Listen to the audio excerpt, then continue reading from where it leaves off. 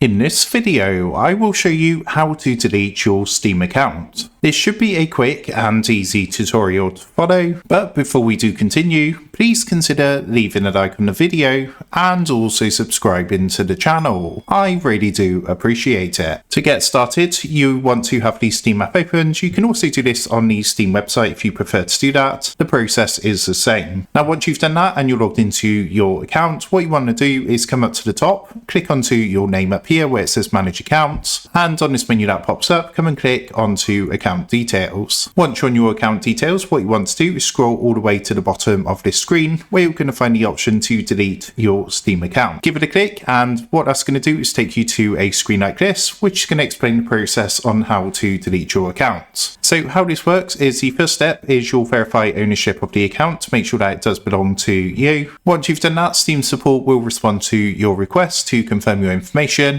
And finally, step 3 is your account will be locked and then deleted in 30 days. But if you do change your mind, then you can cancel the account deletion by contacting Steam support within 30 days. However, after the 30 days, of course, the account is going to be permanently deleted. From here, if you're happy to go ahead, scroll down a bit and you're going to see an option to proceed to account deletion. Give that a click and that's going to take you to a submit account deletion request. On here, there's a couple of things you're going to enter. The first thing you need to enter is the first email you used on your account. Then you need to provide a phone number from your account. And then it's going to ask some verification questions. So it's going to, in my case, it's asking how I've purchased games on my account. So I would enter my PayPal account holder name, the PayPal invoice ID of a Steam purchase, and the address associated with a PayPal account. It might ask you a few additional verification questions, and this is just to confirm ownership of the account. But once that's done, you can scroll down and at the very bottom you're going to see the send button. So all you need to do is click on send, give it a couple of days for Steam to look into